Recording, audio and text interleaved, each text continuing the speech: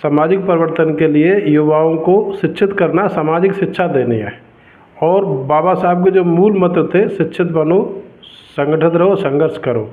और जिसमें से सबसे पहला जो है, हमारे नौजवानों में और समाज में केवल स्कूली शिक्षा तक सीमित रह गए, सामाजिक शिक्षा नहीं मिली है।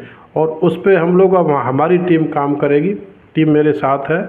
और हम सब लोग मिलके मंचमालाओं से दूर रह के, पहली प्राथमिकता मंचमालाओं से दूर रह के और होर्डिंग बैनर पोस्टरों से दूर रह के हम लोग समाज में ज़मीनी स्तर पर कार्यकर्ता तैयार करेंगे, बड़े पैमाने पर। पत्रकार महोदय, सबसे बड़ी बात जो सामाजिक परिवर्तन न होने के 3-4 कारण हैं। सबसे पहले जो मिशनरी लोग थे, जिन्होंने तन मन धन से अपने को जी जान से ज़िंदगी गुजार दी, जब लक्ष्य की प्राप्ति होनी थी और उनको परिणाम आने थे, तो उस समय उन्होंने अपने बाद अपने कार्यकर्ता तैयार नहीं किए, समाज में महिला पुरुषों को मिशन से जोड़ा नहीं। साथ में 4 बिंदु और जो बड़े महत्वपूर्ण हैं। हमारे समाज में सामाजिक शिक्षा बिल्कुल नहीं मिली, केवल स्कूली शिक्षा दी गई, सामाजिक शिक्षा नहीं दी जा रही बच्चों को। उसके बाद स्थायी रोजगार की समझता नहीं है, तो आदमी पेट के लिए ही लड़ रहा है कि वैसी घर की व्यवस्था कैसे चले, तो स्थायी रोजगार नहीं है। नशाखोरी ज़्यादा हमारे समाज में और पाखंडवाद भी बड़े स्तर पर। ये 4 बिंदु हैं जो समाज में परिवर्तन नहीं आने दे रहे हैं। नमस्कार दर्शकों, मैं हूं अमित बॉर्सन और आप देख रहे हैं रेंजर टीवी इंडिया, ना धर्म ना जात, केवल सत्य के साथ। दर्शकों, जो चर्चाएं चलती हैं भारत देश के अंदर के बहुजन समाज आगे नहीं बढ़ पा रहा है और जो बहुजन समाज के लोग हैं पिछड़ते जा रहे हैं, और उसको देखते हुए बहुत सारे संगठन चलते रहते हैं सामाजिक, और लगभग हज़ारों संगठन होंगे जनपद आगरा के अंदर ही। और क्या कारण है कि आज भी बहुजन समाज पीछे है, इसी विषय को लेकर आज हम चर्चा करने जा रहे हैं जनपद आगरा के वरिष्ठ समाजसेवी डॉक्टर सत्यप्रकाश जी से, और जानना चाहेंगे कि क्या कारण है बहुजन समाज के पीछे रहने का, और क्या उनके पास क्या विषय है जो कि हमारा बहुजन समाज आगे बढ़ सके। इसी विषय को लेकर आज चर्चा करते हैं। आइए, सबसे पहले अपना परिचय दीजिए। सर, सबसे पहले आपका बहुत बहुत साधुवाद कि आपने अपने चैनल पर मुझे आमंत्रित किया, और इसके लिए मैं आपका हमेशा रेडी रहूँगा। मैं मूल निवासी मथुरा से हूँ, और मैं जब आगरा में आया तो मैंने यहाँ देखा कि बहुत सारे लोग महापुरुषों के भी विचारधारा पर काम कर रहे हैं। तो अकेला तो कोई चलता नहीं, सीखने के लिए संगठन से ही जुड़ता है किसी न किसी से। मैं भीम आर्मी से जुड़ा, भीम आर्मी का जिलाध्यक्ष भी रहा। मिशन 7 काशीराम का वर्तमान में मैं कार्यकर्ता हूँ, और सामाजिक स्तर पर अपने स्तर से भी समाज के लिए सेवा करता हूँ। जैसे सम्यक फाउंडेशन चैरिटेबल ट्रस्ट है, उस तरह से शिक्षा पर ज़्यादा काम कर रहे हैं ग्रामीण क्षेत्र में। जी, ये मेरा छोटा सा परिचय है। और सर, आपका जो समाज सेवा करने का उद्देश्य क्या है, सबसे पहले ये बताइए। जी सर, सामाजिक परिवर्तन में जो बदलाव की चाहिए महापुरुषों की विचारधारा में और महापुरुषों के संघर्ष की वजह से समाज में परिवर्तन नहीं हो पा रहा है, उस पर हम अपने स्तर से हम लोग क्या कर सकते हैं, उसके लिए हम लोग रात दिन प्रयास कर रहे हैं अपने सामर्थ्य के अनुसार। ये है सर, क्या बता सकते हैं सामाजिक परिवर्तन के लिए आपके पास क्या क्या योजना है?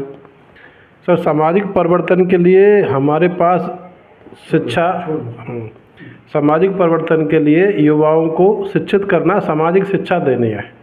और बाबा साहब के जो मूल मंत्र थे, शिक्षित बनो, संगठित रहो, संघर्ष करो। और जिसमें से सबसे पहला जो है, हमारे नौजवानों में और समाज में केवल स्कूली शिक्षा तक सीमित रह गए, सामाजिक शिक्षा नहीं मिली है। और उस पर हम लोग, अब हमारी टीम काम करेगी, टीम मेरे साथ है।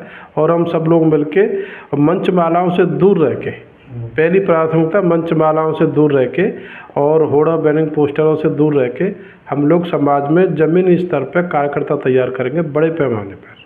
सर, बता सकते हैं कि मतलब जनपद आगरा में ही आप काम करते हैं या अन्य ज़िलों में, या मतलब किन किन क्षेत्रों में आपका जो सामाजिक रूप से योगदान रहता है? सर, इसमें मेरा सबसे ज़्यादा जो प्राथमिकता है ग्रामीण क्षेत्रों में है, और शहरी क्षेत्र में भी हम काम करते हैं। हमारे लोगों की ज़रूरत है ग्रामीण और शहरी दोनों जगह, लेकिन 77-78% आबादी हमारी ग्रामीण क्षेत्रों में है। वहाँ मूलभूत सुविधाओं की कमी है, वहाँ दूसरे सामाजिक संगठन, धार्मिक लोग हमें नहीं पहुँच पाते हैं। सारे लोग, जितने बार सामाजिक संगठन है, धार्मिक संगठन है, लोग हैं, पार्टी राजनीतिक लोग हैं, सारे के सारे शहर में लगे रहते हैं। गांव में कोई नहीं जाता। इसलिए हमारी टीम ने चुना है कि हम लोग ग्रामीण क्षेत्रों में ज़्यादा काम करेंगे। शहर में भी करते पर ग्रामीण क्षेत्रों में हम ज़्यादा करते हैं। जी, ज़रूरत है, प्राथमिकता वहाँ पर है। सर, जो अब तक जो सामाजिक परिवर्तन है, जो लोग परिवर्तन करना चाहते हैं और वो परिवर्तन नहीं हो पा रहा है, उसको देखते हुए आप क्या कहना चाहेंगे? पत्रकार महोदय, सबसे बड़ी बात जो सामाजिक परिवर्तन न होने के 3-4 कारण हैं। सबसे पहले जो मिशनरी लोग थे, जिन्होंने तन मन धन से अपने को जी जान से ज़िंदगी गुजार दी, जब लक्ष्य की प्राप्ति होनी थी और उनको परिणाम आने थे, तो उस समय उन्होंने अपने बाद अपने कार्यकर्ता तैयार नहीं किए, समाज में महिला पुरुषों को मिशन से जोड़ा नहीं। साथ में 4 बिंदु और जो बड़े महत्वपूर्ण हैं।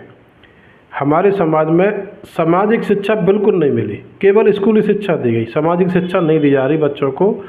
उसके बाद स्थायी रोजगार की समझता नहीं है, तो आदमी पेट के लिए ही लड़ रहा है कि वैसी घर की व्यवस्था कैसे चले, तो स्थायी रोजगार नहीं है। नशाखोरी ज़्यादा हमारे समाज में और पाखंडवाद भी बड़े स्तर पर। ये 4 बिंदु हैं जो समाज में परिवर्तन नहीं आने दे रहे हैं।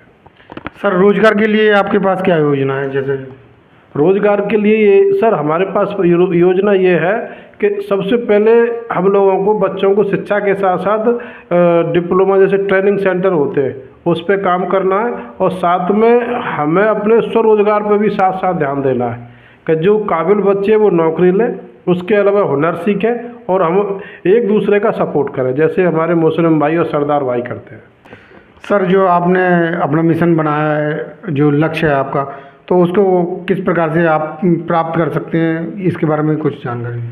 सर, मेरा और मेरी टीम का लक्ष्य प्राप्ति में पूरा जीवन गुजर जाएगा। हमें तो हमारे बाद इस काम को आगे बढ़ाने के लिए हमें कार्यकर्ता और मिशनरी लोग तैयार करने समाज से, जिसमें लड़की भी होंगे, लड़के भी होंगे, महिला पुरुष सभी होंगे, क्योंकि लक्ष्य प्राप्त करना इतना आसान नहीं है हमारे लिए अभी वर्तमान में।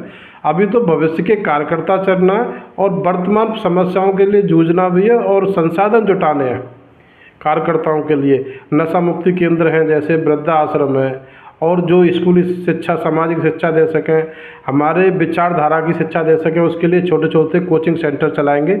इस माध्यम से हम धीरे धीरे निरंतर करते चलते चलते 10 साल में 5 साल में ये व्यवस्था को लक्ष्य प्राप्ति हो रहा, हम आपको कदम बाई कदम चलाएंगे। और सर, समाज के लिए क्या संदेश देना चाहेंगे, और जो सामाजिक संगठन चलाते हैं और लोग भी, उनके विषय में क्या कहना चाहेंगे? उनको भी क्या संदेश देना चाहेंगे या उनसे कहना चाहेंगे कि वो लोग भी अपने समाज की तरफ ही सोचें, अपने हित की छोड़ के अपने समाज के लिए ज़्यादा करें? तो क्या कहना चाहेंगे इस विषय को लेकर, क्या संदेश देना चाहेंगे? मेरा अब तक का जो अनुभव रहा है, हमारे जो समाज सेवी हैं उसमें समाज 2 हिस्सों में बटा है। पहला तो जो गरीब मजदूर कमज़ोर तबका है, वो चाहता है कि भाई ये सामाजिक कार्यकर्ता हमारे लिए क्या सुविधा लेके आए हैं, और जो बुद्धिजीवी वर्ग है, थोड़ा सा नौकरी अधिकारी कर्मचारी बन के वो सम्मान का भूखा है। ये 2 जगह हमारा समाज बटा है। साथ साथ ये कि हमारे मुझसे पहले जो भी काम करते आ रहे हैं उन लोगों ने मंच और मालाओं पर 2-3 चीज़ों पर फोकस किया है कि बाबा साहब का गुणगान करना, भगवान बुद्ध का गुणगान करना, काशीराम शाह के संघर्षों का बखान करना, और साथ में ब्राह्मणवाद को कोसना। और ये काम हम नहीं करेंगे। मैं आपके चैनल के माध्यम से समाज के सभी जिम्मेदार व्यक्तियों से, पूरे समाज से ये कहना चाहता हूँ कि मेरे पास संदेश तो नहीं है, लेकिन मैं अपील कर सकता हूँ कि आप हमें जब तक सहयोग करें, जब तक हम सही रास्ते से काम करें, और हम सहयोग की आशा करते हैं। संदेश के लायक तभी बने ही नहीं हम।